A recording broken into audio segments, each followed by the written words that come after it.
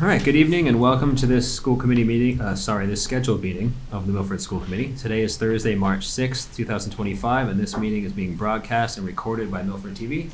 Copies can be obtained at the request of this board or through central office. We'll start tonight with announcements, correspondence, and distribution. Any member have any of those?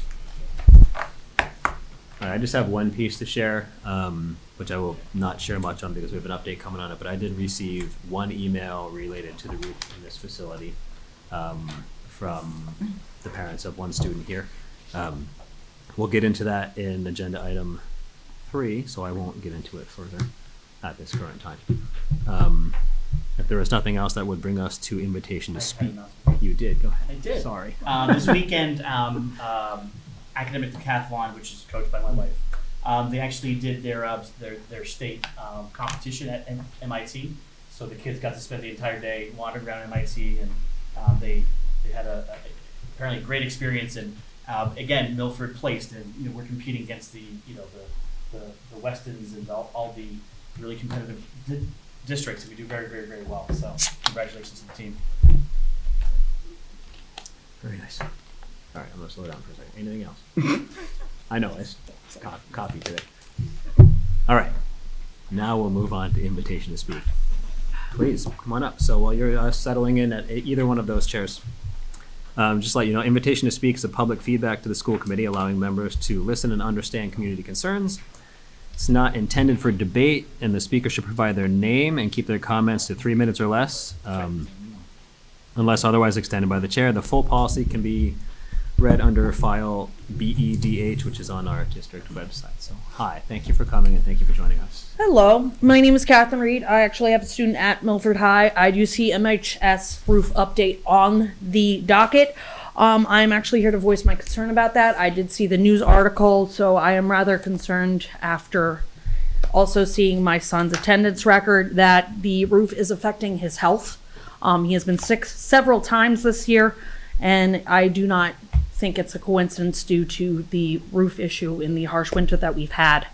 I am kind of puzzled to see how long this has been and how bad it has gotten. I see the buckets around the facility and I'm rather appalled.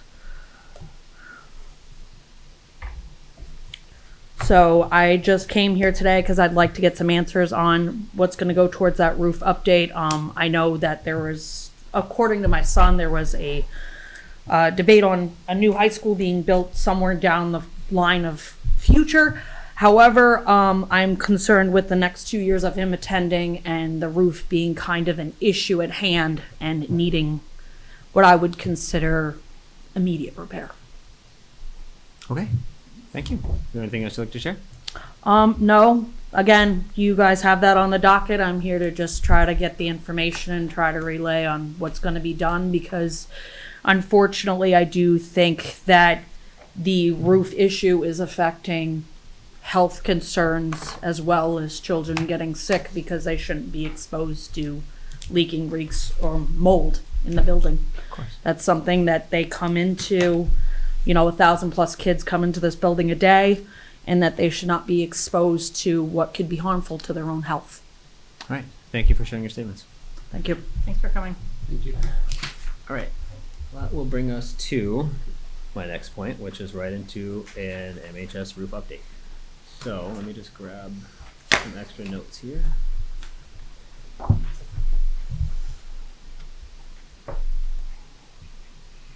All right. So yesterday, Chris and I met with the facilities director and with Dr. Consigli. We had an emergency long-range planning and facilities meeting, in part to discuss what's been going on with the roof here. So just a timeline of events, I guess, or a rough timeline of events of what we discussed. So as we all know, the roof began leaking once the ice and the snow from the previous snowstorm started melting. And that started last week. The facilities director became in contact with the Board of Health on Thursday, which was the 27th, and then the fire department as well, and their role of public safety also got involved with the facilities director in terms of what's going on here. So earlier this week, with the ice and snow being melted, the facilities director, members of Milford Fire Department, and 2 separate roofing contractors, including the one that's provided warranty work for us in the past, was here, and they did survey the roof. There were necessary repairs that were uncovered, and some of those repairs were made by the facilities team. Others were identified as being outside of their abilities and will require a contractor. So that's why we had those two contractors here on site. The director of facilities is working to gain at least one more quote for the typical process of getting 3 in terms of what has to be done. So I can share, based on the 2 pieces of information we have from one organization that is local, I believe, and one being the vendor we've always used that I believe installed the roof and has warrantied it. We're looking at a ballpark number, and this is not a quoted number at any means, but around $125,000 for specific localized repairs to the pieces that were leaking in the section just outside here and the section over the front of the building. And one of the companies did give us a quote all the way up to what it would cost to just outright replace the roof in those 2 sections. That is upwards of $2.3 million for, I don't have a percentage, but 2 small sections of the roof. So essentially the point of sharing that with everyone is that at the moment we are looking at every option on the table on what to do with this. So a couple other important pieces to share. The Milford Fire Department did have a couple concerns with safety. Those concerns surrounded 2 light fixtures that were in close proximity to the leaks. The response to that, which they approved, was the electrician shutting those or disconnecting those fixtures and making those pieces safe for now. The Board of Health and the Director of Facilities have been speaking again. They were involved in talks on Thursday. They spoke, I believe, over the weekend, and the Board of Health has also come on site. As of yesterday, in the communications with the Board of Health and with our facilities director, the Board of Health stated that there was no need to perform any air quality testing in this building due to the leaks. So we're following their lead, obviously, because they are the ones that are the experts in some of that stuff. So the only other piece that I would add that I didn't have in my notes initially was that we did check in with the facilities director today, based on the rain we had last night. As we all saw when we walked in, there are more buckets out there. So some of the damage that occurred from that ice melting, refreezing over the weekend, and then finally melting again is still there. So he was on the roof again with a contractor today to revisit. And I do know that he told Chris and I that obviously when it rains, they get fresh evidence of specifically where some of these problems are. And they were looking at that as well. So I'm going to stop there. That was the highlight of where we are. So in short, we need to get a contractor to come in here and at a minimum correct the specific damage, which is something that we have done in the past over and over again. There's been leaks identified, contractors come in to repair them, new leaks show up, the contractor comes back in to repair them, and it's the cycle we've been in. Do you have more to share I do, on the update? of course. Fire So away. I think, yeah, everybody had received a few emails from me this week and kind of did a history lesson. So I'll read through some of those points, just more for in the sense of the viewing audience, and then it may spearhead some more questions from our group. But as we know, the roof was installed in 2003 by Tremco, and it cost us around $3.1 million. It is a ballast roof. Since then, the roof had a 20-year warranty, so that's when the discussion started. Just prior to that, to 2023, where we'd hit that 20-year mark. So some of the past meetings in the history. So in the winter of 21 and 22, there were leaks. So in the spring of 22, school committee called for the leaks log from Tremco. In the spring of 22, school committee discussed extending the warranty with Tremco, and then because we had looked at those logs. And then in June 16th of 22, the superintendent sent an email to school committee about the roof. So again, we've talked about this. This isn't anything new that I think everybody needs to kind of understand. Like, we are aware of this. We're hopeful that the leaks were being fixed, right? Kind of a lot of that's out of our control. We get reports. So the superintendent sent the email in June. At that time, Rob Quinn, who was our facilities director at the time, was currently working to develop an extended warranty agreement. I was asked to go up on the roof because I was chair at the time. I just didn't see it any benefit, right? It's a ballast roof. They were going to show me work that's done on a roof. Even with my engineering degree, I understand I wasn't going to offer anything more than agreeing with someone and just kind of shaking my head like, yeah, that's where a leak is. So I didn't do that. I know that was, and I think a few of you had asked if I actually had done that. So during that time, A-Wing and the front lobby had issues, which we're seeing still.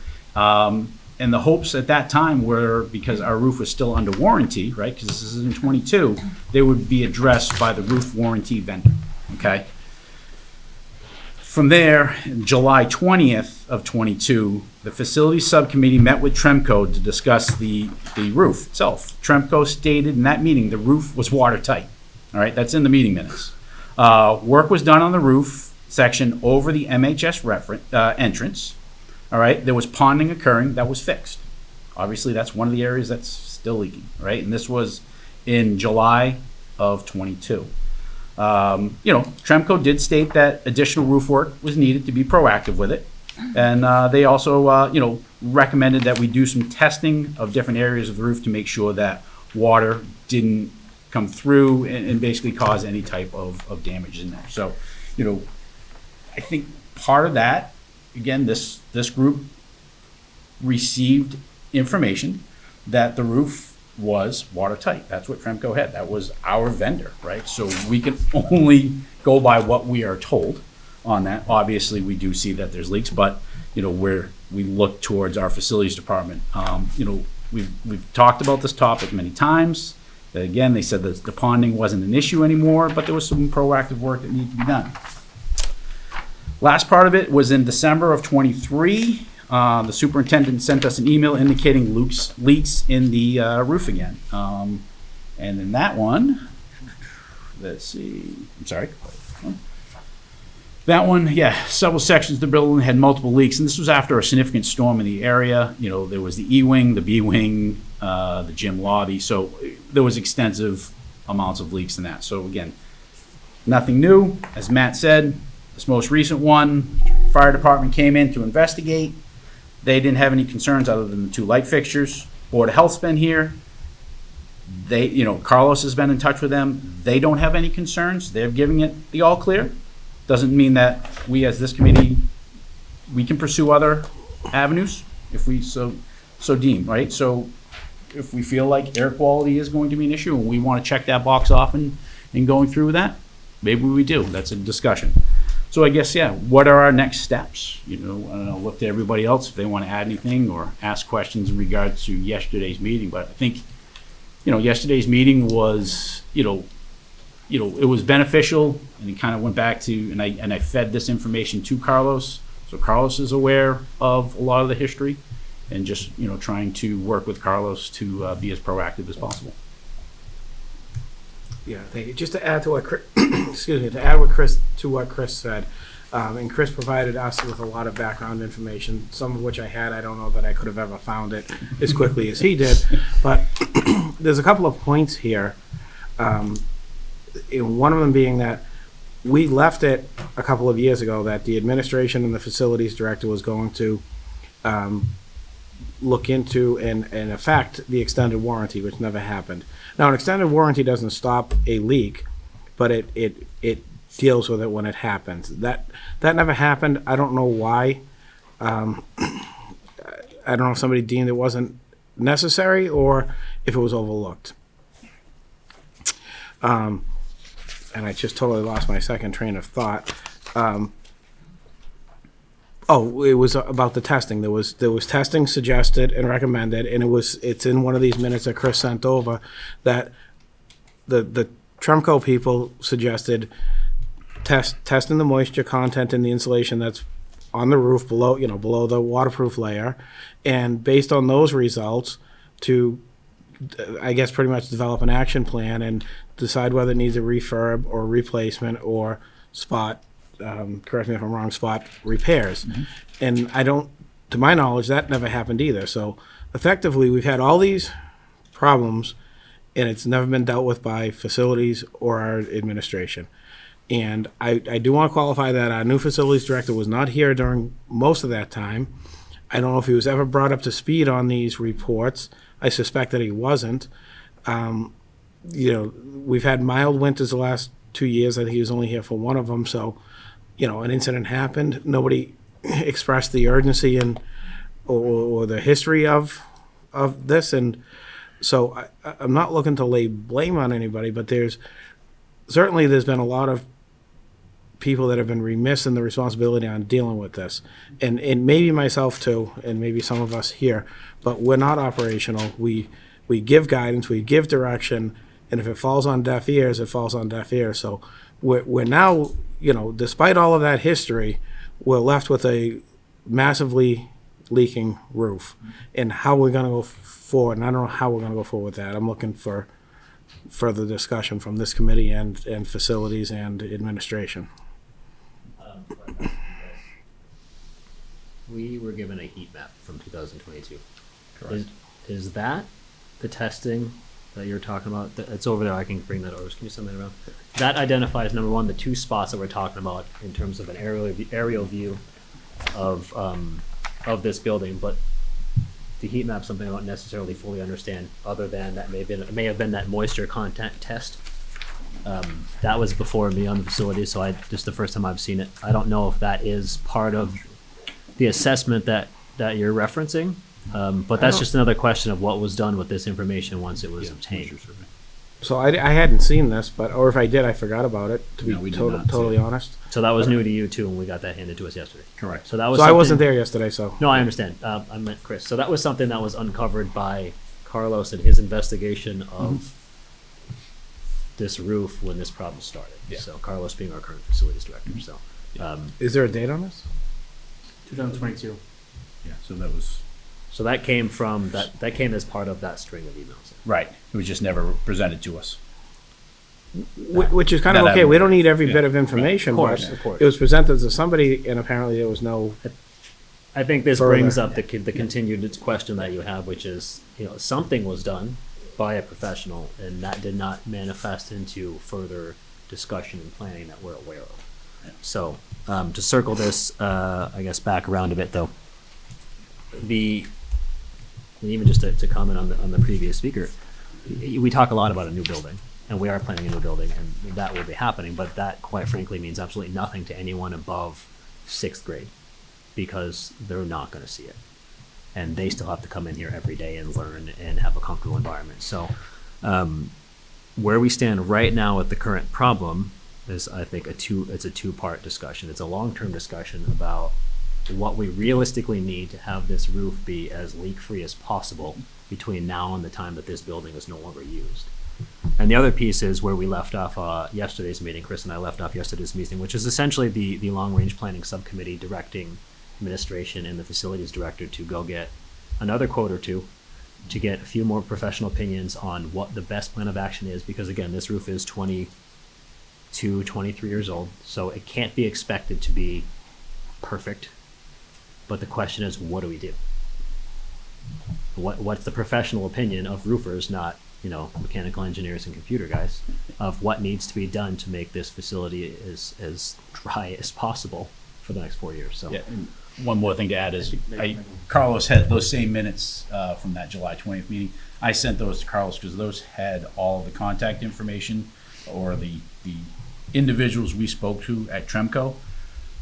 The individuals that Carlos spoke to most recently were different individuals. So he can now try to maybe connect some dots where people that have worked here in the past to the people that are working here now from Tremco. Hopefully Tremco can work with us on something like that. But there is also a local vendor, as Matt said, that is willing to work for us in off the cuff at a much more reasonable rate, which is good. So we just asked them again to get a third quote.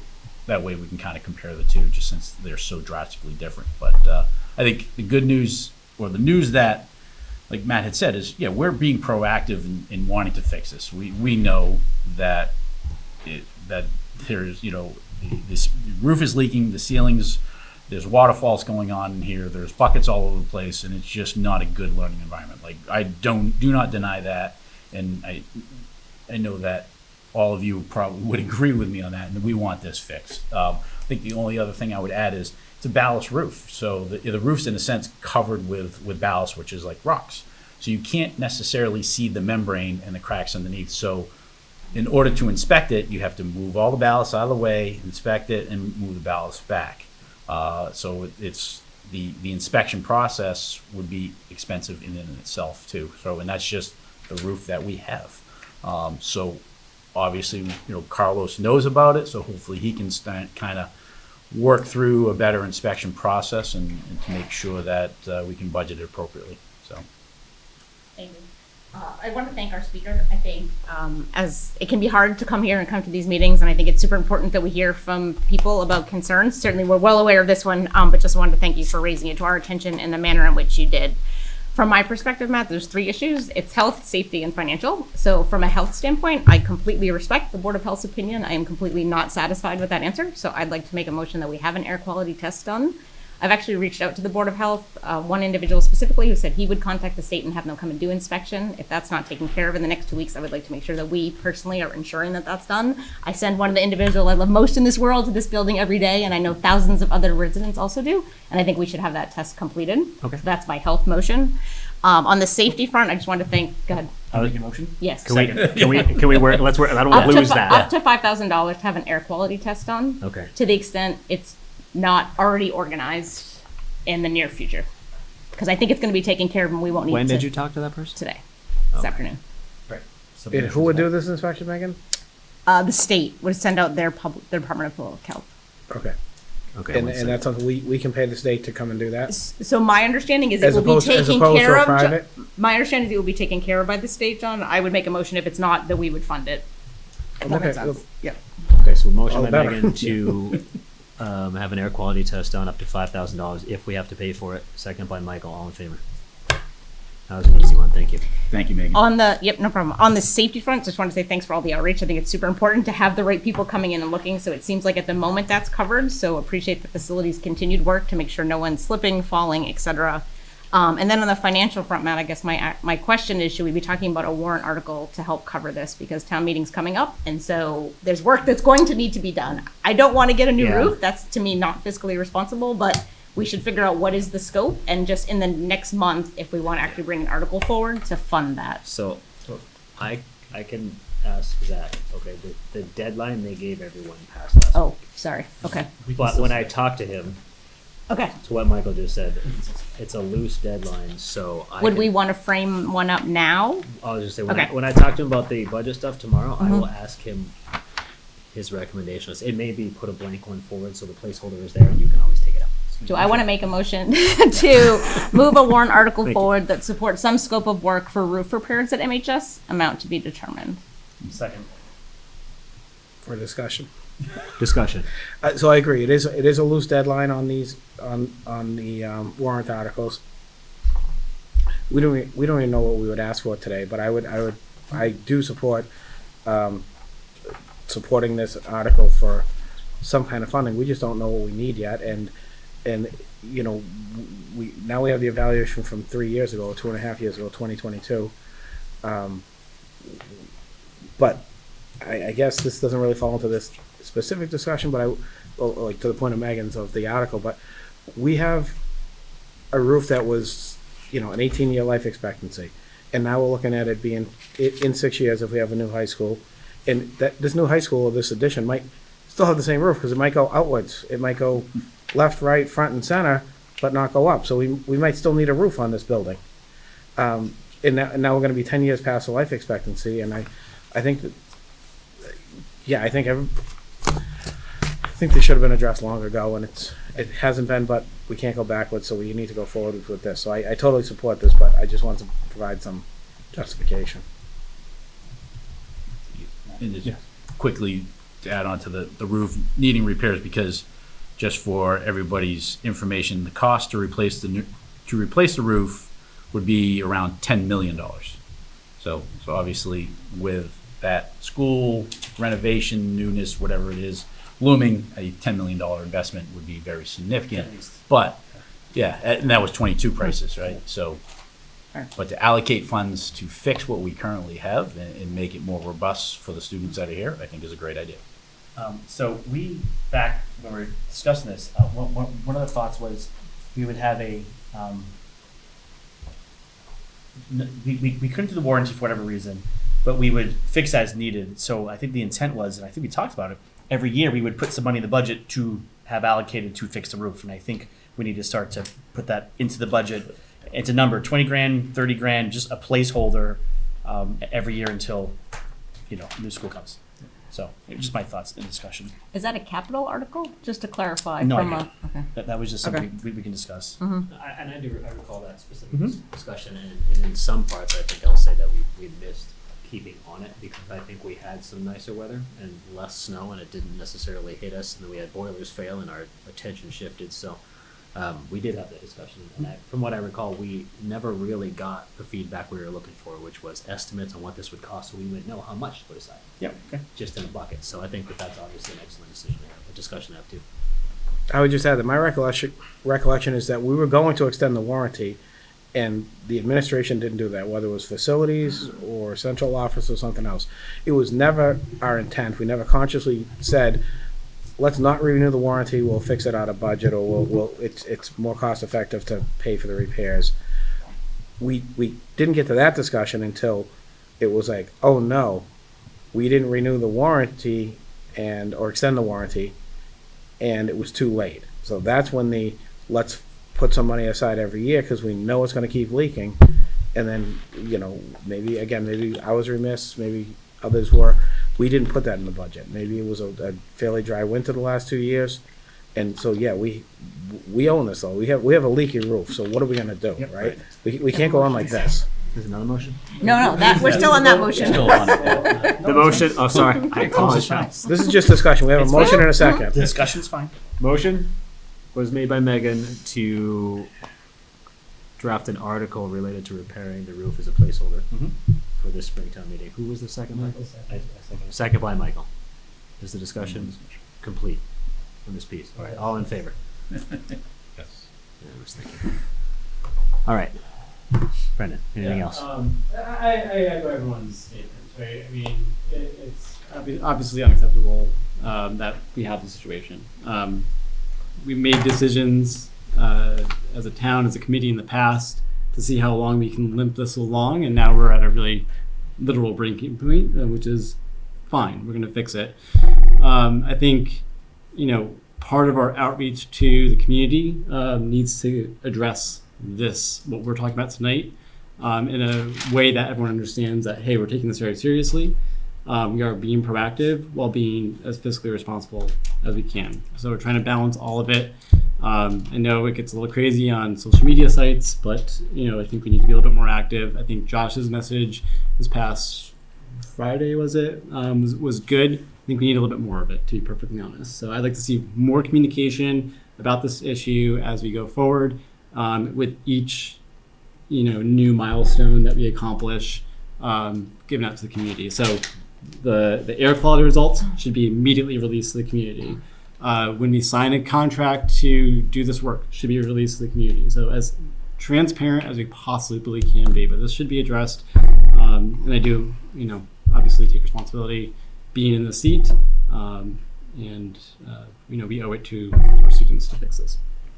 I'll say one thing real quick. I would remind everybody present and watching that you don't know there's a leak until it actually starts melting, right? And so once it starts melting, you have to let the water leave and dry before it can be fixed. So we should be maintaining this every year. However, you don't find a leak until it actually starts leaking. So that's also part of the problem. You don't know until the ice starts melting and then it starts raining down. So I'm glad we're putting some money into the budget to move this forward.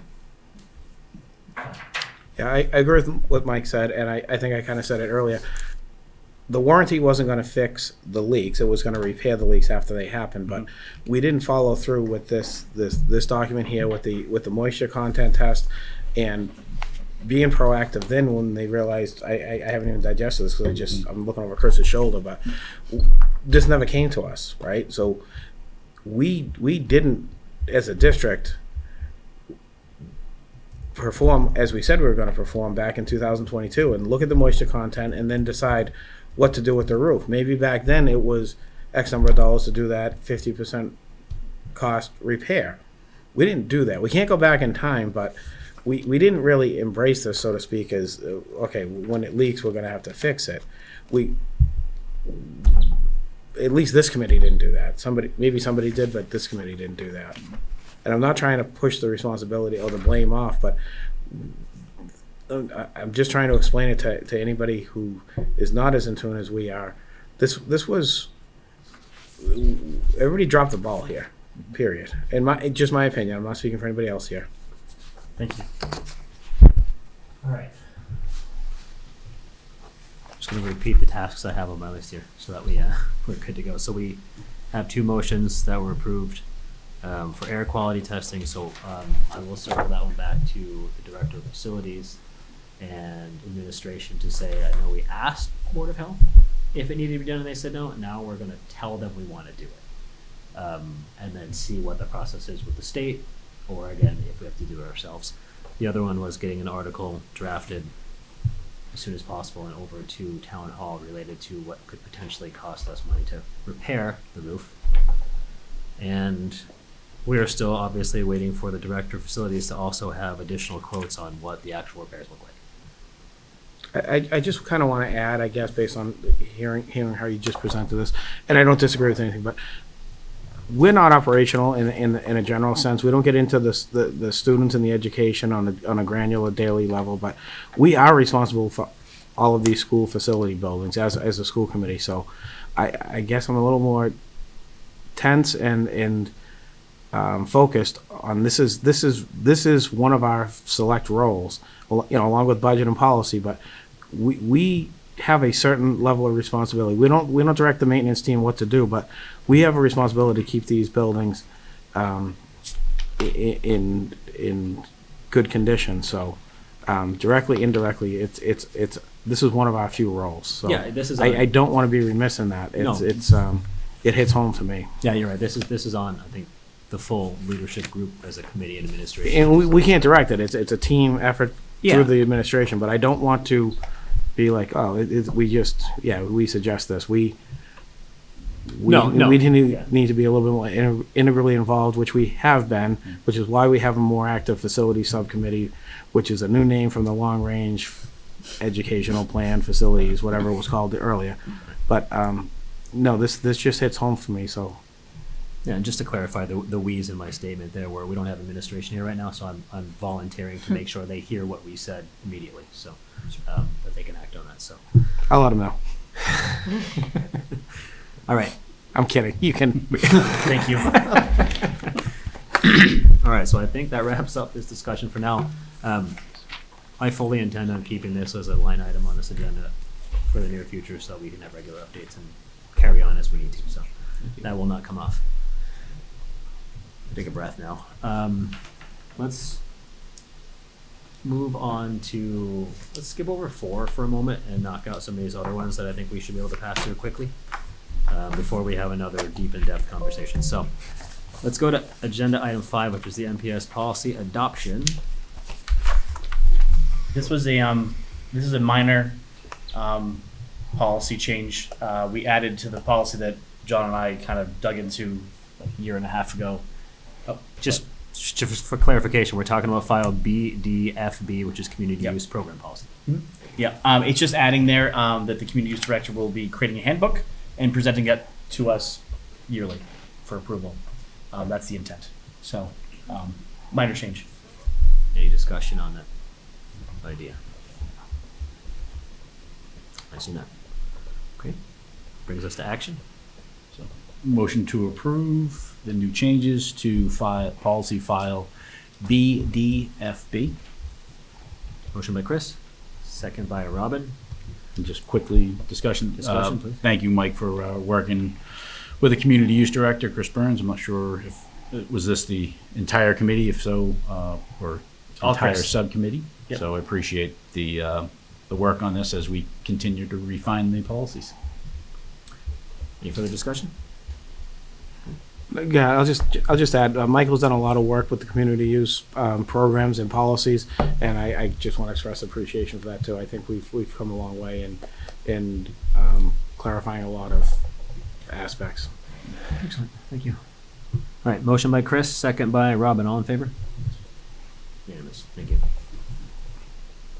All right, request for out-of-state travel. So we have something here related to the NASSP Annual Conference in Seattle from July 11th to 13th, 2025. There's a link on that information in the packet. Dr. Island was planning on being here, but I understand that he's under the weather, so he's not. I have a statement from him that I can share that hopefully will clarify any questions that come up. So it states that this is an annual conference for the National Association of Secondary School Principals. It's the leading professional organization for high school principals in the United States. The conference will provide an opportunity to engage leading scholars and practitioners on a range of topics, including instructional leadership, school climate, student wellness, and organizational development. Is this for him to go? This is for Josh to Okay. go. I'll make a motion to approve the travel, Mike.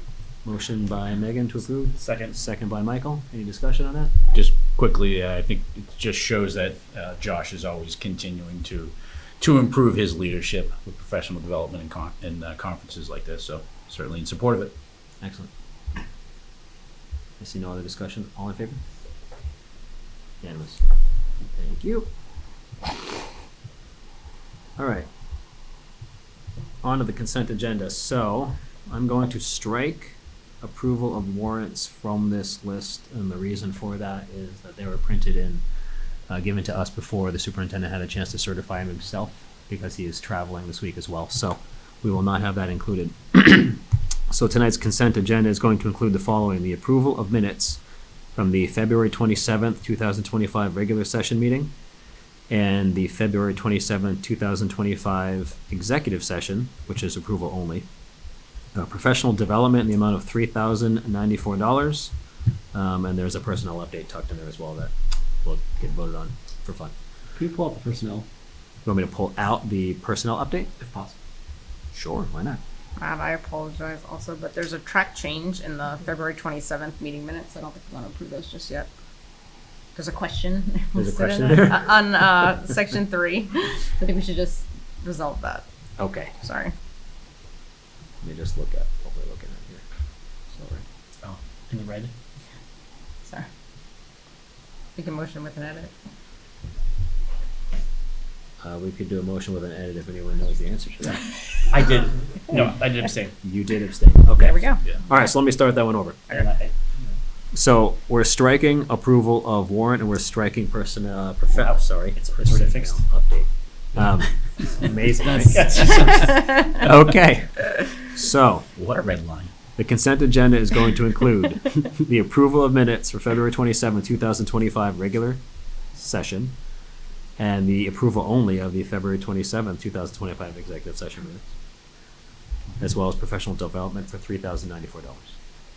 And everybody saw the change, so we'll go with that. All right. Motion by Brendan, second by Robin. All in favor? It's unanimous. Thank you.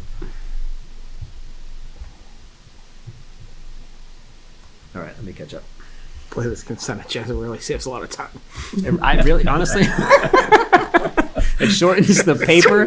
That's about all that's been doing for us. It was worth the idea. All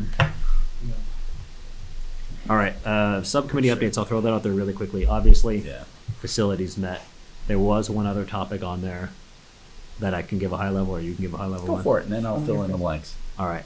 So the high level on the other topic that we talked about was related to the Stacy heating.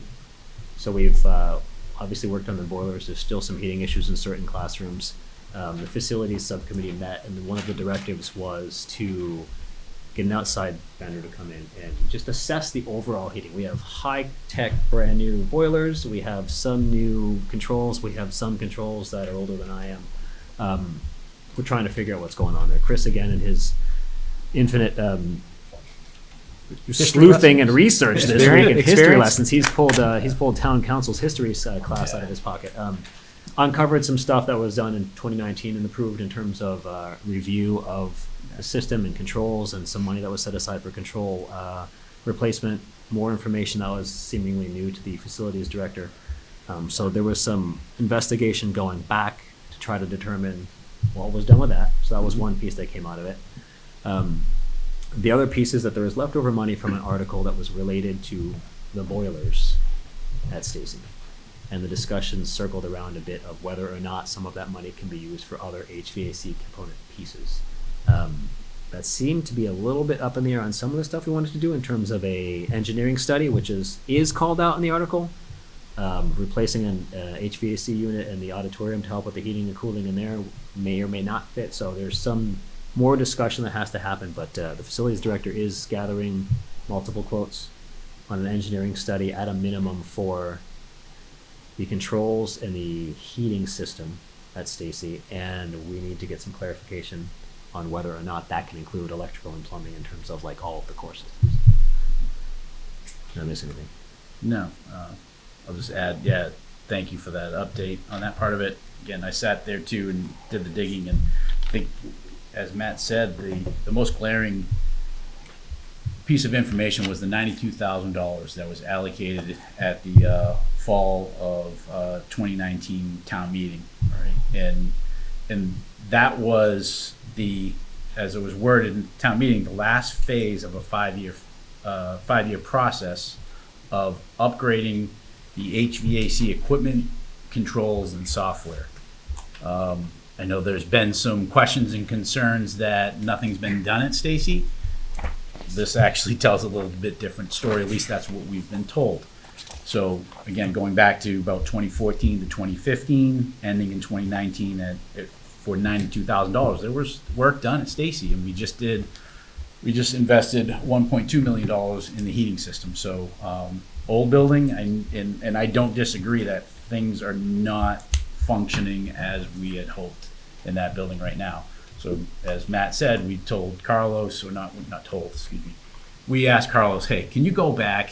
Let's look at what was done during that time frame, so that way we can get a better understanding what was done, what's still not working right now, so that way, again, we can formulate a plan to fix those parts that are not working. So again, there's a lot more information to uncover, and our hope is that we can uncover that information and really tell a story of what we've done, and again, what we still need to do.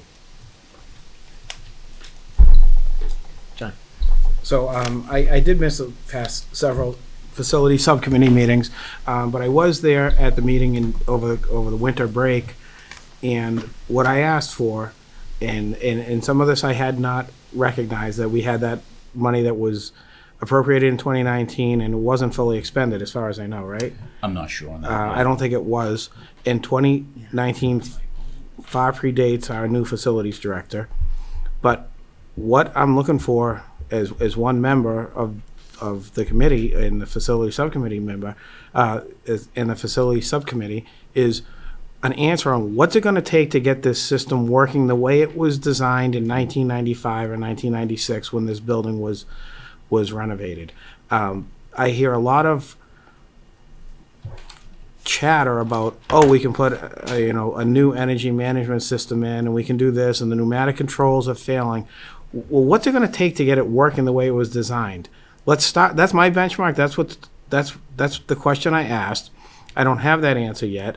I don't know that our facilities team can do it in-house, and that's okay. But let's get some answers to this. Let's not throw money at a problem. I mean, when your car doesn't work and you're a backyard mechanic, you don't just start changing parts. Well, you might, but that's probably not the effective way to approach a problem. Can we clearly identify this problem, or these problems, or this multitude of problems, whether it's undersized pipes, pumps that are failing, pneumatic controls that aren't working? What is it? Because, we got a lot of stories that day, and I wasn't very happy with the way the conversation was going, which was, oh, well, this takes a lot of time and that costs a lot of money. Can you just give us an explanation to the committee and let us decide as a committee and a community on how to get the heat working in one of our 5 or 6 major schools? I lost count. 6, right? 6 buildings, 5 buildings? 5 buildings now, 6 schools. But I'm sorry, I'm getting a little frustrated, and we haven't got that yet. And I know I know it may be something that our facilities team can't deliver in-house, and if they can, they're on other problems as well, obviously here. But can we need to fully understand things in order to figure out how to move forward. And I'm very frustrated, and it's clearly not going to get fixed this year. They've gone through the worst part of the season at Stacy, the coldest part of the season. but this is just unacceptable. I keep saying things are unacceptable. It seems to be a recurring theme here, but yet we have no choice, so it becomes acceptable. So I'm just highly frustrated. That's, but I see a path to resolution. Just somebody needs to start that effort. Right, and to wrap this, obviously the facility subcommittee has a lot more meetings to have. In fact, Mr. Wilson kindly gave me quite the list this morning of what our next topics are going to be, including this. So we're waiting for that first step of what do we need to do so we can plan for that as well. So any other sorry, no more facilities. Any other subcommittee updates? Nothing else, Matt? Okay. Thank you. And thanks for that, John. We'll obviously be addressing more of this in the future. If I can just add one thing, Yep. it might just be that, given everything that's going on, we might have too heavy of an ask for our 3-man facility department. So we might, as a committee, need to decide to commission a investigation, evaluation, something else. Something come back in a meeting or two and make a motion to do something, right? Like, I agree with you, like, if we can't do it, just make a motion to get a quote for a contract to come in, right? All right. Let's get it done. We can do that. All right. So that brings us back to agenda item 4. So let's circle back to that one now. All right. Let me just get my notes up here. So we're going to discuss the superintendent transition that sits in front of us now. The last meeting, Dr. McIntyre noted that he has plans to retire at the end of next school year, which is the summer of 2026. And as he stated, and we'll talk a little bit more here, the goal with this transition is to do something slightly different than what tends to be normal in the education field, I think, as we've all witnessed, which is generally a retirement and they have a small transition maybe at the end of the year and then they walk away. And that's been the goal throughout the discussions that Michael and I have had and that we've brought updates to the committee on, which is that a longer term transition plan is going to support Milford Public Schools through a variety of incredibly important initiatives that we have going on right now. I'll just list some of those major ones, including an MSBA project, obviously, to replace the high school. We're looking to implement a new ELA curriculum at the K-5 level pending the FY26 budget. We are in, technically, I believe, in year 1 or year 2 of ELA curriculum at Stacy, and we're year 3 of IM math at the kindergarten level. So that is, those are major things that are impacting 2 of the 3 massive pillars of education that we have up in the air right now. So I'm comfortable saying that this group felt that there was absolutely no room for a pause in focus or progress while shifting to any sort of new leadership, which is why an extended transition with Dr. McIntyre is going to benefit our community the most. So the plan in front of us today obviously states, number 1, that at beginning at the end of this current school year, Dr. McIntyre is going to step back as superintendent and transition to that support role. So, and that's going to happen over the course of about a year leading up to his retirement, which in anyone's mind is then going to make the next obvious question come up as, who's the next superintendent of our district? What are we going to do with that? So, in preparation for this discussion and during our ongoing discussions in general related to this topic, I did reach out to MASC. So anyone who watches has probably heard that term, but for anyone who doesn't know it, it's the Massachusetts Association of School Committees. One of the things that they provide the Commonwealth is a service that you can pay for where they will come in and assist and somewhat run the process of finding candidates to be a superintendent and how to hire them, what the whole process looks like. They also give great advice. So I did spend some time speaking to Tracy Novak, which is our regional director. I believe she's based out of Worcester. While she did offer to come in and speak directly to the full committee as a presentation, she also shared her thoughts on what this should look like. And I figured that we could start with me sharing those with you guys. Essentially, she explained the systematic approach that MASC uses, which generally suggests breaking the process up into chunks or stages, and they always recommend working in an inside-out manner to identify candidates. What they mean by that is first start in-house. There's nobody who understands your needs and what you're going through better than the people that are already living them. So start there and then progress outward and build a candidate pool of people you're looking for. Obviously, one thing she wanted to share was that the further out you get, the more expensive it gets in terms of searches and postings and consultants and all of that piece as well. She also made it very clear that one of the main reasons that they work in an inside-out manner is that more often than not, if a qualified candidate is in-house, they end up being the hire at the end of the process. And essentially what she was getting at is districts at times will spend lots and lots of money to gather this massive compilation of resumes and do all these interviews, and the person that they hired was sitting right there the whole time. So something that she wanted to share and make a big point on. So with that advice at hand, I decided to structure our discussion tonight essentially to follow the lead of MASC. So I believe that the best thing we can do right now is start internal and work our way out and see where this discussion goes. So what I'd like to do is turn it over to everyone, and we'll take all the time we need for people to share their thoughts one at a time. And I'd certainly would like everyone to share their personal opinions on how this transition is set up and how you believe it should play out, and then obviously whether or not you believe that there is an internal candidate that is worth standing up potentially for this position. So I'll stop talking for now. You want to start? Sure. Thank you. So first of all, I do want to point out that Kevin is he's been with our district for 11 years, and he was superintendent for 9. He's one of the longest serving superintendents that we've had in like the past 40 or so years. So congratulations to him on his soon to be retirement. That's great.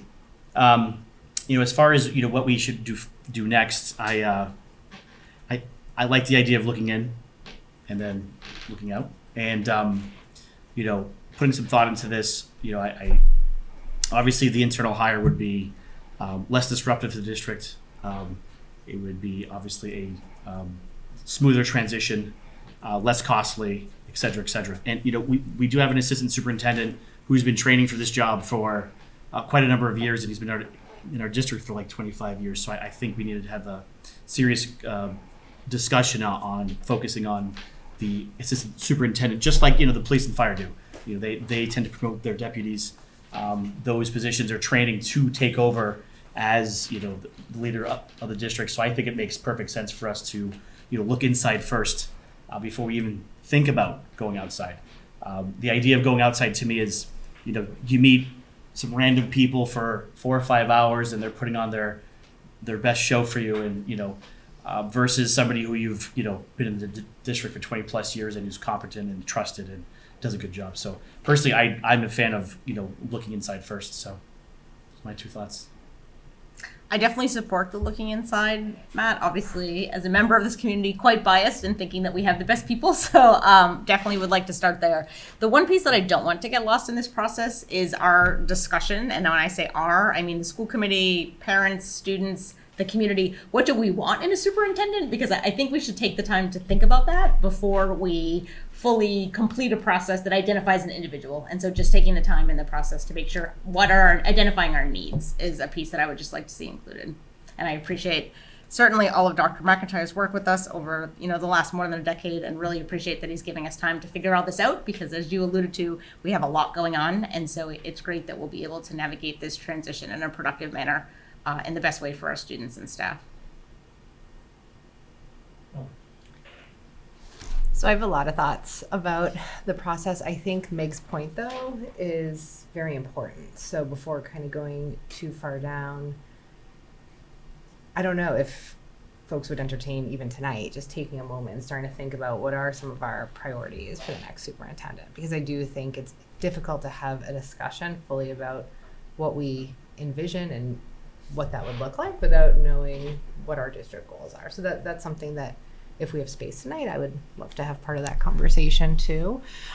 Hearing what you're saying, though, I think one thing that stands out from what you said at the beginning, Matt, that I think we need to really be considerate of is that it's a prolonged retirement in a sense, in that or prolonged transition to retirement, I should say. So Dr. McIntyre is at the end of this year, it sounds like he's transitioning to a different type of role. So we will need somebody to replace that role at the conclusion of this year. However, he's going to remain on staff. So I think that that puts us in a really unique position, and we should consider that and what his role might look like next year too, and considering who the next person would be. So I guess I don't have a formalized, this is where I'm going yet. I think these are the topics that I almost want to discuss a little more.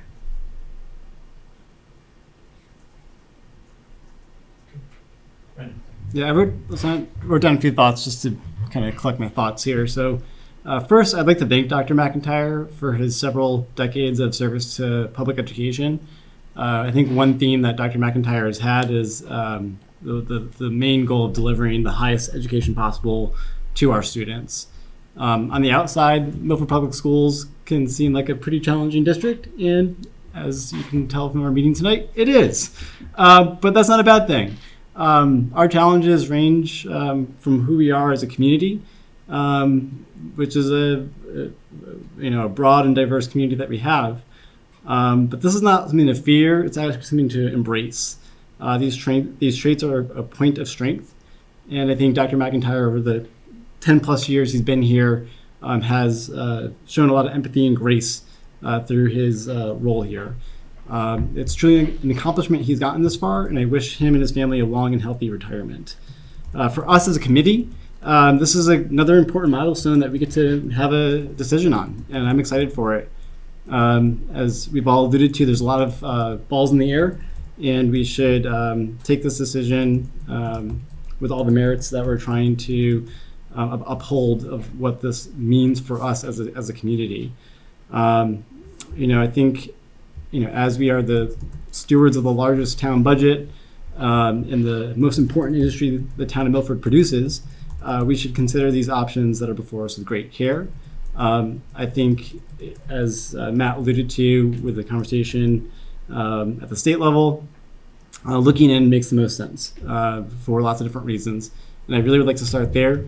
To Megan and Robin's point, I think you're both correct that we need to define this process a little bit too, make sure the community is involved, and really make this a lasting pick. So I pretty much agree with everything Michael said for a change. Usually it takes us a long time to get there, but I think I'm in favor of looking internally first and foremost.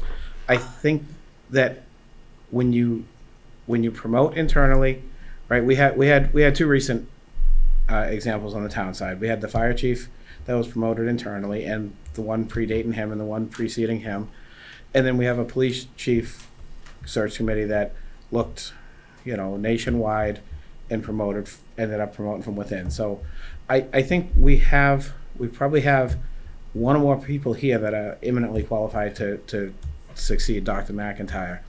I think that like Michael said, I think 4 or 5 hours in an interview, we might have 100 people that interview phenomenally, but there's the part that we're never going to get to know until somebody's here for a year or 2 or 3. And there's the part that it's going to take them a year or 2 or 3 to learn, which is knowing the student body, knowing the families, knowing the needs, knowing the staff, and other personnel.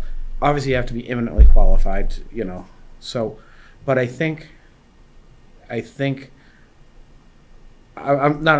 sure we have a number of people here that could already fit that role. So I am in favor of looking internally, however that process plays out, as opposed to doing a nationwide search out of the gate. I agree with everybody. It's easy as that. Certainly the looking internally, as everybody spoke to, I think is a great starting point. I think it's important to have conversations with any internal candidates to know that our internal candidates are they ambitious to apply for the job, right? I think that, as we just stated, that would be our first spot. As John just stated too, you do a nationwide search, you have to learn, you have to try to get to know somebody in a very, very short amount of time. And there are individuals that we interact with on every other week that, we know kind of how they interact with us, and we know kind of what their outlook on education is, but we can always dive into more specifics with these different individuals that might be interested in the job. So, certainly, I guess, do we open, how are we advertising? I guess that's the next question. Maybe that just goes back to you, Matt, by taking your notes from there. But like I said, I agree with the internal side of it, and then I'll go back to you, Matt, and maybe just talk about process. Sure, so I'll just quickly throw my thoughts on internal versus external too, and I would say that I lean internally as well. And again, not only do I like the lengthy transition for the reasons that I stated before, right? I'm trying to find the appropriate word here, hang on. We're making giant changes to two major pillars of education in math and literacy. And I think that we owe it to the families of our kids at every level from K through 12 not to waste any of their time with any staff shifts. And I know last year we delayed that literacy change K through 5 because of the cost and because of the budget constraints. And that bothered me personally, knowing that we learned 50% of kids in K through 2 are reading below a grade level. And we had to wait a year. And that to me felt like wasting a year of their education when they could be trying something else that has to be better than what we're doing. So I don't want any drawn out search to waste time, and I don't want a short transition that will leave things unattended to impact their education. So I think that this lengthy transition with Dr. McIntyre staying on in a reduced role is a good thing, because you have somebody who spent 10 years here, who knows what we're doing now, who can continue to make sure there's focus on this stuff while whoever the new person is that comes in sits down and settles in. The other reason why I like the idea of looking internally, obviously, is it's a kind of a two-part thing. The candidate pool, I think we've seen, has been shrinking. We've hired some principals. When I first sat down, we had 27 resumes to go through, and the second time we had 8. And that's at the principal level. It's even worse at the upper level in district leadership. And what concerns me even more, obviously, is any transition of any kind in these positions brings on some level of risk. Where you don't know if they've never done the job before, if they've never done the job before in this scenario, another experience. So there's always some risk of something coming in. And we all know that Milford's a unique district in the Commonwealth. We're one of, 15 to 20 that have the demographic makeup we have and that have seen such a high shift in high needs and all those other pieces. So our candidate pool is going to be even smaller, because personally, I would have a hard time accepting somebody who came from a place that didn't experience the challenges that we have here. They're not going to know how to handle this. And that is the kind of education and time wasting that I would not be comfortable with putting on our families. So I do support looking inside, and I do support the obviously the lengthy transition. So I wanted to go back to the thoughts that you guys brought up about identifying the needs and push back in a way on that, because we have a strategic plan in place, a district strategic plan that was built on the backs of us and administration and all of the staff. And that, to me, is the definition of the needs that we have. And that doesn't change with leadership. It doesn't matter if it's Dr. McIntyre, it doesn't matter who's sitting in that seat. We decided as a group and as a community that that's how we want to move forward. So the person that takes over has to be someone that moves our strategic plan forward. For me, that's the start and end of the needs. So we can circle around if you'd like again and discuss Let's keep that going piece. So let's this process is working, and I don't have to keep doing this for Hannah. So It's easy. if you guys want to talk in terms of needs, go ahead and let's see if we Yeah, can so settle that. a few thoughts I had.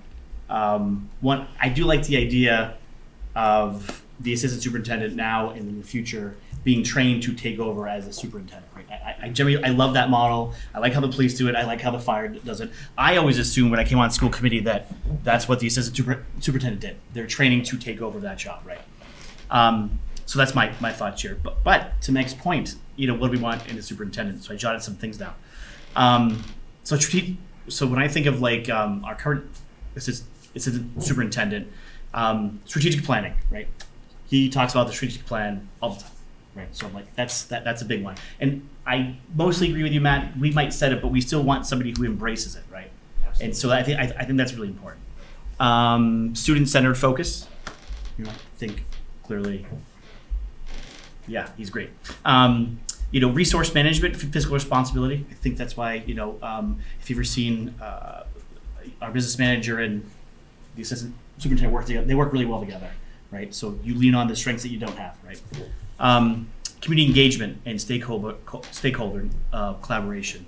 So I think that's a big one for the superintendent. And then data-driven decision-making, right? And so even today, talking about, what's the data platform? Open architecture. Open Architect comes up all the time, right? And so I think I agree. I think we do need to have an idea of what do we want.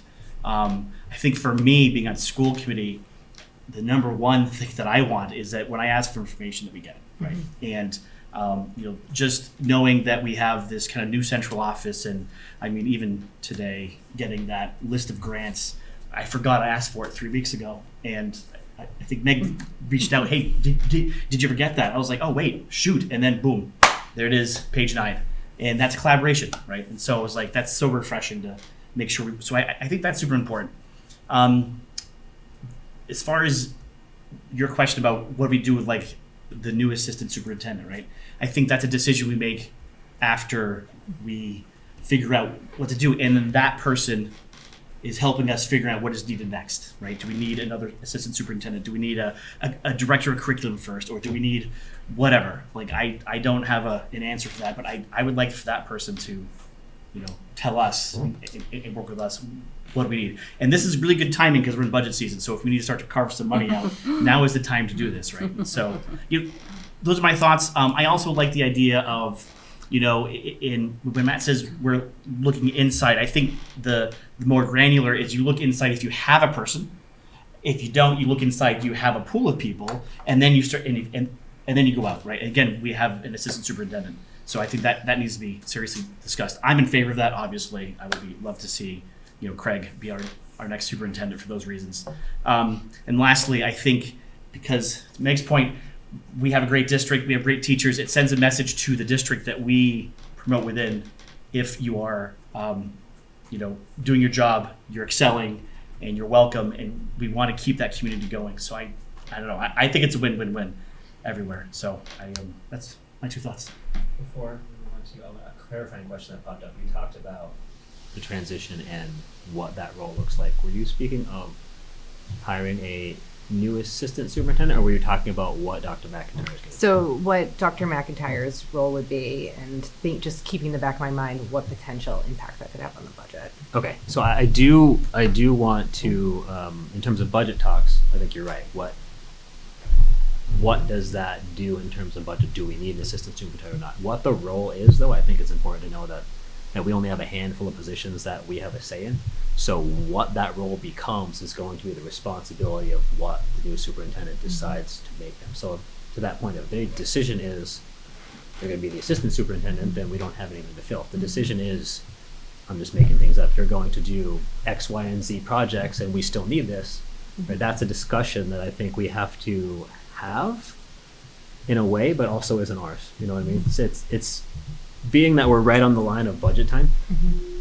Now's the time to make the decision on money, but also we may not have somebody in place for weeks, months, or until the end of the year. So some assumptions will have to be made, but I think overall, we're not gonna have a lot of say on what they do in general. More to what Michael just said, we may have to put placeholders in there to say, here's some money to do something leadership-wise. So my take, Matt, is we are a committee of 7. So we're 7 individuals who have 7, different opinions. My personal belief, and I believe we all share this, is I'm an elected member of this community. And so I think given that we don't have to pick superintendents every year, which is a very good thing because we wouldn't be very productive, I do think it's worth taking a moment and pausing and getting input from a broader group in terms of the key attributes that we're looking for. Certainly executing on the strategic plan that we have all approved is important, but I actually think it's a unique opportunity to hear from folks and find a way to embed that in the process. I'm fully supportive of appointing an interim candidate through the end of the year that we would give an opportunity to do the job, but that, if we're looking at the assistant superintendent, for example, we do not do his current evaluation. So when we say he's excelling, I also think it's important that we have an opportunity for additional feedback in the process. Can I just get clarity on? So when we're talking about the interim, so you were thinking interim super for the rest I think we should clarify the process, right? Okay, Your earlier okay. point, kind of where we want to go. Okay. Yeah, absolutely. So this is my thought about community involvement but in a little bit of a different way. So I hear what everyone's saying about looking inward first, and I don't disagree with that.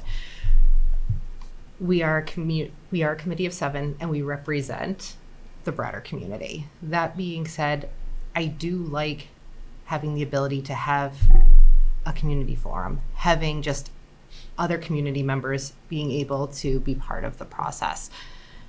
Some of my thoughts and my questions were thinking about, again, like I said, having a superintendent remaining on in the district after they've left that role is a little bit unique. And I think it's a positive thing, echoing exactly what you said, Matt, but I do think it is a little bit unique. And so for me, thinking about looking in, but also wanting to give the community the opportunity to be part of just the discussion, the decision making, do I think that it's worth us putting the resources into a nationwide search? Not necessarily. That's not something I necessarily would advocate for.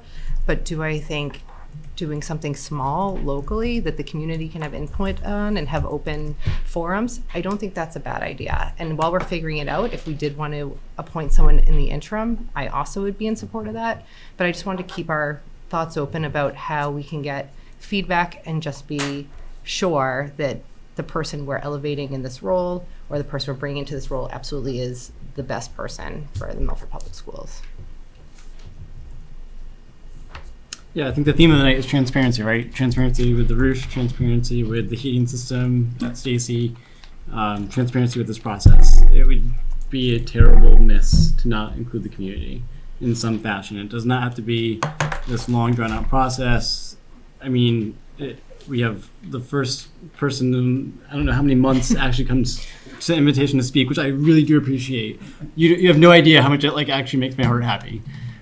Because it's really easy to go on a message board and trash all of us in this room and other people in the town, but to show up and actually voice your opinion is incredibly valued. And I like to see the opportunity for other people in the town, because this is really only this 1 week ago, Dr. McIntyre announced his retirement. So I think we need to give the community a little bit of time to digest this, in the sense of, hey, this is happening and we're not just making this decision in a back room here. So some type of public forum with a timeline, I think, makes a lot of sense to me. So I kind of wanted to backtrack to a discussion a couple minutes ago, as far as like we're in budget season and what are we gonna appoint a new superintendent or an interim or whatever else, and are we gonna have an assistant? We have Dr. McIntyre staying on in a supportive role for a certain amount of time in a certain number of hours, but I think we have to budget that. We can't put no matter who it is, a new superintendent here with no assistant superintendent, no director of curriculum or something else. I think we need to at least budget for it. Maybe we don't fill it, but I think that's, and I think to Michael's point, now's the time. As far as an interim, I don't think that's a good decision. We need to, whether it takes a month or 2 months or 3 months or 4 months, we need to find a new superintendent. An interim it's just undermining the entire district, in my opinion. I do a favor, as I said earlier in my last go around, I do favor looking at the internal candidates. I don't know if the process is to post it and see who we get for applicants, or how we go forward. I know that's maybe not going to be the favor of everybody at this table, but I still want to look internally, because I think we have, again, a number of people here that could do this job and could do it very well. I also think we've identified some problems in the past here that people that have been in the district will have a different perception on how to move forward. Back to me. I guess going back to the community involvement part of it, I guess put you on the spot. Do you have any thoughts on like steps? Is it a forum? Obviously, I wouldn't expect a tried and true answer right now, but are you just looking that we would sit in the room here and have individuals come in and just kind of create dialogue with us. So efficiency matters to me, Chris, right? I don't Yeah. think we want this to take 6 months. I'm also very sensitive. We're in the middle of budget Yeah. season. As Matt alluded to, we have huge initiatives going on. So Yeah. I want to be respectful of everyone's time, certainly, but I think Yeah. just providing an opportunity for folks Yeah. to submit that voice. So if we came up with a survey that we sent to folks where they could submit Okay. input, to Robin's point, if we also hosted an opportunity for people to come together, you have two Right. chances for people to give you Yeah. input. Maybe people take advantage, maybe they don't, but at least you've created the option. Yeah. So something that is simplistic, but yet creates, that we give visibility to, that provides the Yeah. opportunity is And where I certainly was would be going. in favor of that too. I think it's a good idea. Again, like you said, it's the transparency component, right? And it gives people that forum to be able to interact with us, which, as Brendan just said, doesn't necessarily happen very often, if at all. So yeah, certainly would be in support of that, as long as, yeah, we can kind of, you know, I don't want to say squeeze it in between all Sure. the other budget stuff and everybody else's, their time, but yeah, I think it would be important to be able to do that, to ensure that, yeah, the community does have a voice in this. So, can I keep going? Yeah. All right, thanks. Then shifting gears, Robin, to your point about, I guess, objectives, right? When I look at the strategic objectives that Mike brought up, does that satisfy what you're thinking, or would you think that we need to expand on that? Or does that kind of check that box off, per se, that for what we're looking for? Yeah, I mean, I think we talked about, we have the strategic plan, right? Like Matt brought up a really good point, and Mike did as well. But I guess just for me, like when you're thinking of the superintendent of schools, I just want to make sure their vision aligns with what our vision is, right? Or what the community's greater vision is for Milford. So to that point, depending on how this process goes, if there are internal candidates, obviously it's not going to be a checkbox like, just as we just said, our assistant superintendent, if he says, yeah, I'm ready for the job, I don't think it's going to be, all right, it's yours, right? There is still a level of understanding that there's 7 of us here that we need that confidence that you're ready to take that next step, right? We need to engage with any individual to be able to ask questions and gain that confidence too. So I think with that, yeah, certainly we can talk through the strategic plans, but if there are other aspects, whoever it is, from my seat, I know that one of my big questions is going to be, what would you do differently facilities-wise, right? I mean, that's just a very simple, generic question. If it's an internal candidate, if it's an external candidate, it would bring that person kind of up to speed of what's been going on and see what their management style was. So yeah, there is more, I would agree, than just a strategic plan that kind of focuses a lot on the educational value of our students, but there's also the structural component that I look at too. So certainly. All right. I'm trying to everyone in all this in circles. You have something short to say? Yeah, I just want to add, like, when we talk about community engagement, and if we parallel that with the notion that we may have multiple qualified internal candidates, they've been engaged, any internal candidate has been highly engaged with the community for a number of years, right? We will know what we're getting if we're interviewing an internal candidate. And again, I can think of a number off my head. Certainly won't use any names, but I don't know how much more engaged you can get with a candidate than having somebody that's been here for a number of years. Right, so that's essentially the direction I was going in. I'm going to share one thing that I saw when I was doing some research and then get to my comments. I want to make it clear, I'm not against community engagement, but I don't agree with the placement of it. Meaning, let's shift gears for a second and think about the building project. One of the main reasons that there was a drive to keep the building committee down is because if you ask 25 people what color to paint a school, you're going to talk for 4 years on what color to paint a school. So community engagement is important, and I think that people should be able to voice their opinion. But first and foremost, we were elected number 1 to hire and fire the superintendent. Now that doesn't mean it's solely our decision, but it is our decision, I believe, to stand up the criteria for what we're looking for. If we open up a forum and ask the community what they ideally see or want out of the superintendent, we are going to get, if everybody shows up, because to your point, you're the first speaker in my 10 months as chair, not just 2. So we either are going to get nobody show up, or we're going to get massive amounts of information, right? And what I learned doing the research with MASC, their general flow, is that you compile your criteria, whether it's based on your committee discussions, based on your strategic plan, whatever it is. You decide where you're going to look, internal, local, external. You bring in a candidate pool, you filter through it, and then they bring the committee in, usually to have forum discussions. Number one, to get to know the individual, because to John's point, generally these people that are applying are not known to the community. And from what I think we learned watching some of the other stuff in places like Leominster and whatnot last year, the committees also use those forums as, I don't want to call them interviews, but as ways to hear questions framed differently and responses and interactions done, to where they can take that information and leverage it towards the decision that they're going to make on what individual they're going to hire. So I guess I'm looking for a little more clarification when you guys talk about community engagement. Are you talking about essentially talking to people about what they want to see in the next superintendent, or are we talking about leveraging them in terms of interacting with the candidates that may be the best suited for this? Are we still going around in We circles? can keep going in circles if that's working for everybody. Fine. Yeah. So,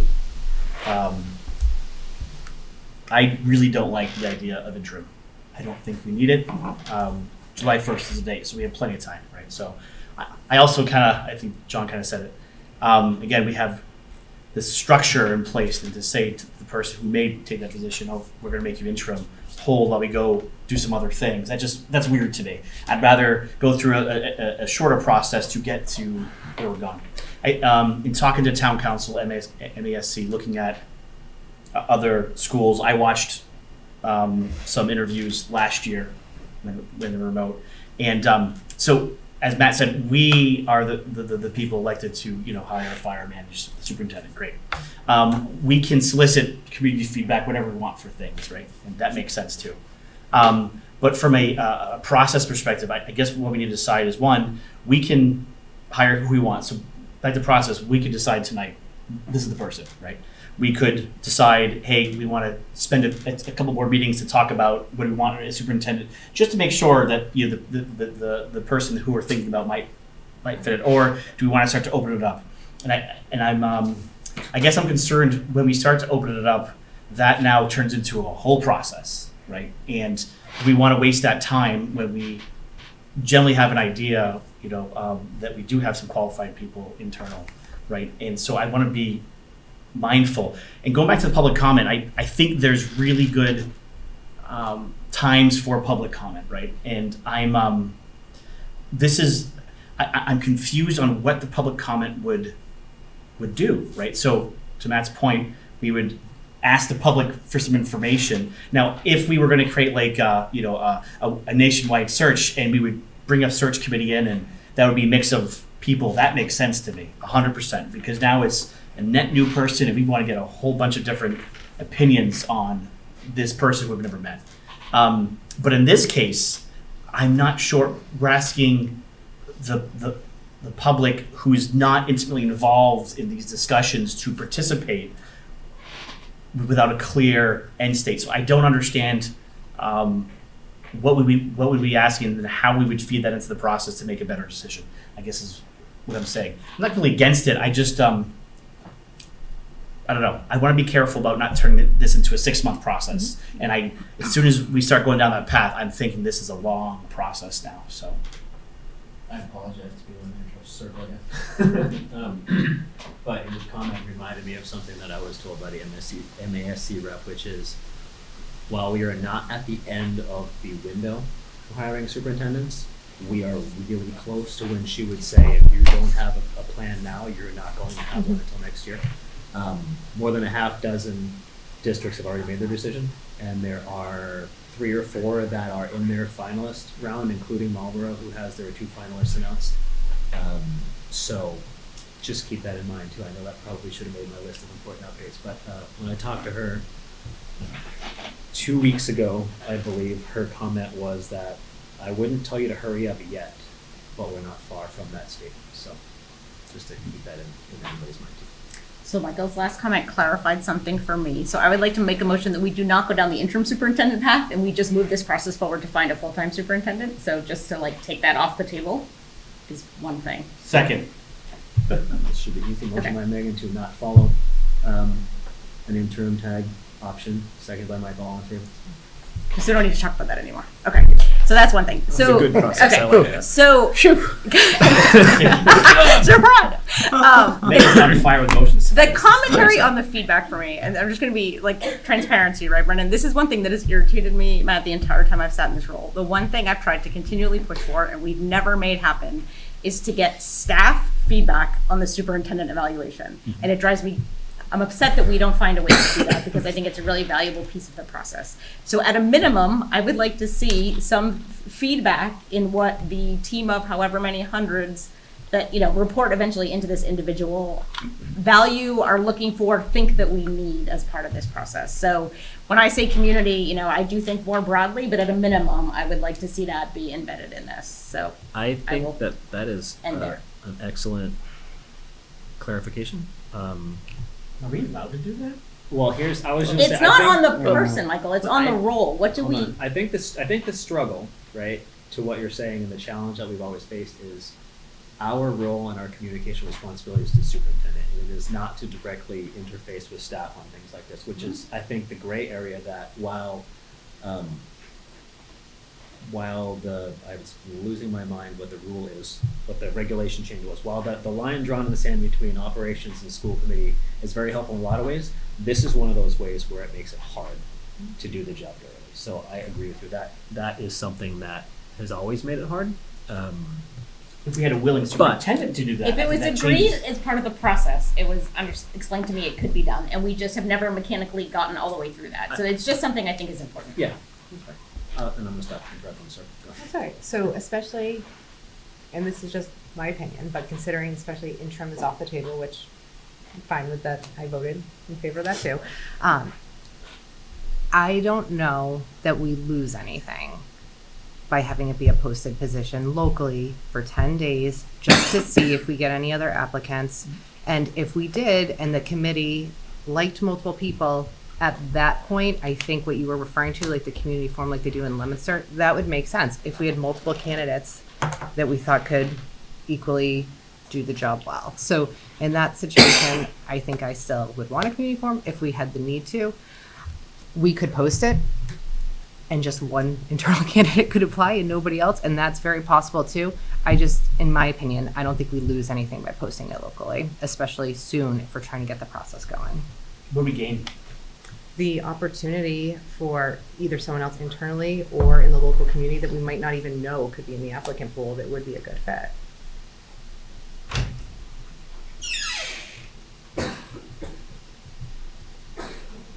Sorry, I'm just noting down that definition. I think that, again, that was we're getting there.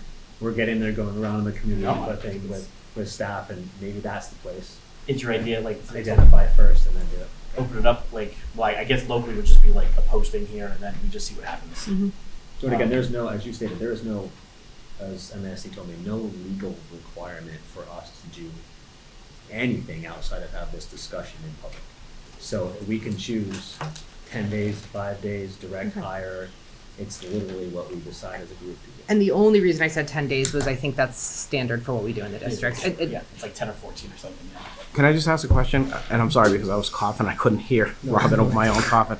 But you're saying we might, or we could, or we should post the position internally for 10 days and see what So, comes from that? I was I couldn't hear you, so I'm not No, I questioning. was suggesting, and I can tell you my intent. So I was suggesting just if we had an opening for a principal or assistant, how we would post that same mechanism, follow just what we normally do for procedure. And my intent is that one, there could be someone in the community that doesn't work in the schools that we're not aware of, but two, it does make all Milford Public School staff aware that this is an open position and would give anyone the opportunity to apply for it. That was Well, my I thought. kind of almost said the same thing earlier, like, do we post it internally? I thought I did anyways. It was a question on how do we proceed, but sure. Be fine with I have a that. thought. I just heard something. They made a motion, so it really sounds like, good job. It sounds like the decision points are, do we just go hire somebody right now? now meaning like the next week? Or do we go ahead and post something and then see what happens? So I think really that's the decision point right here. Let's pause right there for a Yeah. second so I can note this I just down. wanted to, that's what I'm hearing. Yeah, and I think that's something Are that, you living or staying? Oh, welcome. I'm sorry. Welcome. yeah. All right. For as much as, yeah, we talked about just, or the initial focus on internal, it certainly would be in our best interest to at least expand the initial search from internal to at least to see what candidates would come in. The great part is we can get 1,000 resumes and just move them to the side and just say, no, we have an internal candidate. Or we can take 1,000 resumes and take time and go through them just to see if there is an individual there that sparks our interest that we would want to talk to. So I don't see that being a negative part of it. Obviously, it creates a little bit more work, but that's what we signed up for, and that's what we get paid the big bucks for here, right? So, big bucks, I like it. For anybody watching, we don't get paid anything. We're That was a joke. gonna get warm water from the. Yeah. All right, so bringing this focus in, to your point, I'm starting to get a little bit, engineer diagrammy over here on my Yeah, paper, that's what but I'm trying. let's figure that decision out. Do we want to discuss internal candidates on our own and what we want to do with them? Or do we want to post Well, in the process that you were talking I think it's, do we about? want to talk about the assistant position, moving Yes. to When I say- superintendent, or post it? When I say That's internal the decision candidates, do point. we want to discuss the obvious one that's qualified, or do we want to post it and see who else fits the same mold? First and foremost, we need to know if any internal candidates are willing to apply for the job. And are qualified and to hold the position? Right, exactly. So, There is that pesky part I mean, about the this seems superintendent kind license. of Yeah. maybe I'm oversimplifying it, but why don't we post it internally? See who applies. We might have 1, we might have 10. I mean, we're not going to have 100 internally, and bring it whatever it is, whether it's 7 days, 10 days. Bring it to the next meeting to review, and that would. When we say post internally, we're not posting it internally, we're just posting it On our website. On our website. on our website. Yeah, I think Technically, it you should could not be apply. internally. Right? I thought we were So- posting it to Somebody from internal Florida can employees. apply for it still, but we're just. That's not what I was taking from Right. that. I was posting it like internally Okay, just being sure. Yeah. to that's- we current know the public schools. current school personnel. Yeah. So, it's, all right, number one, it's clear we want to see if there's. If that's anything legal, else I'm not. They have done that with positions before. That wasn't what I was advocating for. Okay. I was saying internal stuff as well as others in the Yes, local yeah. community. Yeah. So, That's what your analogy of 1,000 resumes. Right, yeah, sorry, I shouldn't have We're said posting it, 1,000, and then we're but gonna let our community know it's posted, and then if somebody from Florida finds it, then they find it. Yeah, so but we're we're, not gonna just do so it. I can But, you keep know, us so on, we're not Yeah, gonna so pay I'm not in for- favor of that. I'm in favor of looking at internal candidates first. just so I can keep us on track here, it seems like we're in Canada, what? Maybe all night is not for me.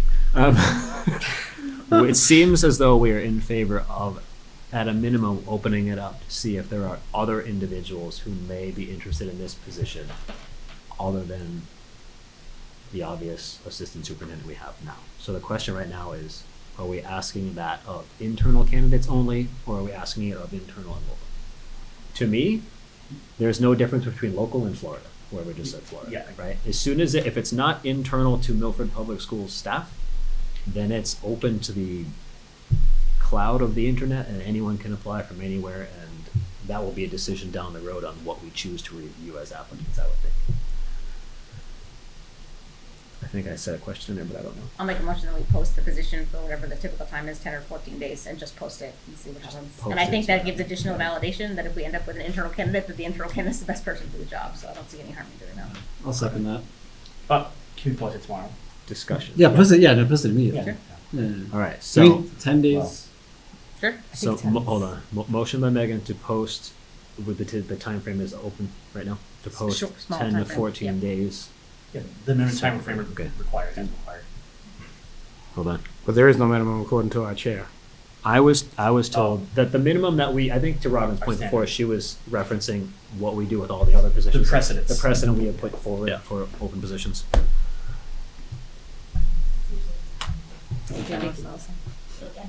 This is so much easier. 10 days. I know. That's right, I was like, this is who's voice. Minutes changed, answers fine. given immediately. Okay, Do we want to go with 10 then? yeah, 10. 10 is great. Yeah. Please. All right, so the motion is to post the opening for 10 days, second by Well, consecutive days or business days? 10 days. I would say, 10 days. It's business, but I don't think the contract states it's 10 consecutive. 10 consecutive days, okay. all right.